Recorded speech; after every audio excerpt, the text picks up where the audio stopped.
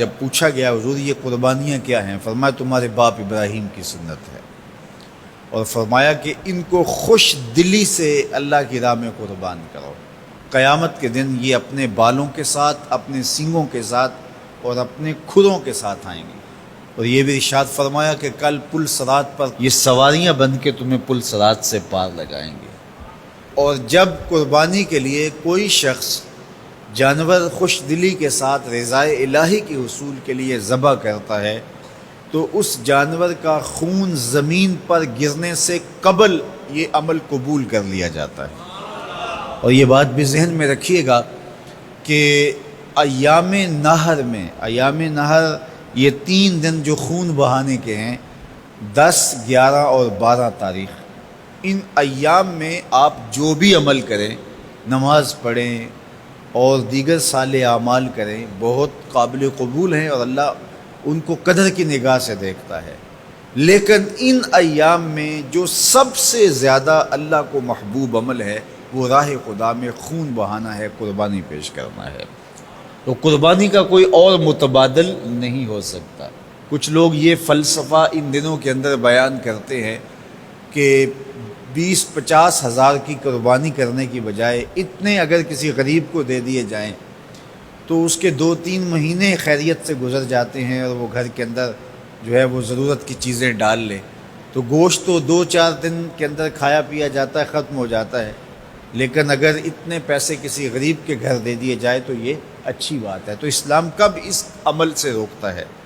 غریب کی مدد کیجیے، صرف عید کے دن ہی نہیں، مینڈے کی جگہ ہی نہیں، بلکہ اسلام تو راہ خدا میں جانور ذبح کر کے اسی جذبے کو بیدار کرنا چاہتا ہے کہ تمہیں گوشت کی ضرورت بھی نہیں تھی پھر بھی تم نے ذبح کر دیا، تو جہاں ضرورت ہوگی اور تمہاری ہمسائیگی میں، تمہارے اطراف میں جب کوئی غریب ہوگا تو پھر تم اس کے لیے ذبح کیوں نہیں کرو گے؟ اس کے لیے تم قربانی کیوں نہیں کرو گے؟ اِیثار کیوں نہیں کرو گے؟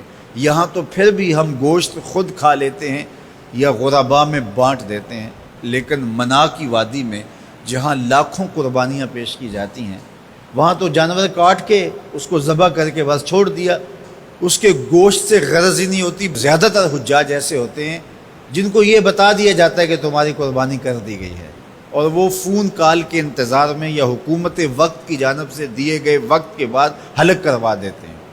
تو انہوں نے نہ اپنا جانور دیکھا ہوتا ہے، نہ اس کو ذبح ہوتے دیکھتے ہیں، تو صرف انہیں ٹائم بتلا دیا جاتا ہے یا ان کو کال کر دی جاتی ہے تو یہ ان کے لیے کافی ہوتا ہے۔ تو وہاں تو گوشت کھانا بھی مقصود نہیں، تو صرف اللہ کی رضا کے لیے جانور ذبح کرنا۔ تو جب رضائے الہی کے لیے جانور ذبح کرنے کا جذبہ پیدا کر کے تمہیں راہ خدا میں خرچ کرنے کی ترغیب دی جاتی ہے تو پھر تم پورا سال خرچ کرو گے، تمہارے لیے کوئی مشکل اور کوئی مشقت نہیں ہوگی۔ لیکن اگر تم جو ہے وہ اس جذبہ خیر سے نور حاصل نہیں کرو گے تو پھر تمہیں یہ دولت نصیب نہیں ہوگی۔ تو سب سے افضل عمل ان 3 ایام کے اندر جو بتایا گیا وہ یہی ہے کہ راہ خدا کے اندر خون بہانا ہے۔ اللہ کے محبوب علیہ الصلاۃ والسلام کی خدمت میں جو ہے وہ مینڈے لائے گئے جو چتکبرے تھے، اور حضور علیہ الصلاۃ والسلام نے اپنے مبارک ہاتھ سے ان کو ذبح کیا۔ تو عید قرباں یہ ایثار کی عید ہے، یہ قربانی کی عید ہے، اور اسلام ہمیں قربانی سکھاتا ہے۔ اسلام لمحہ لمحہ قربانی ہے، ایک ایک ساعت اسلام قربانی کا نام ہے، اور ہمیں درس زندگی یہی دیا جاتا ہے کہ ہم قربانی سے اپنی زندگی کو عبادت کریں۔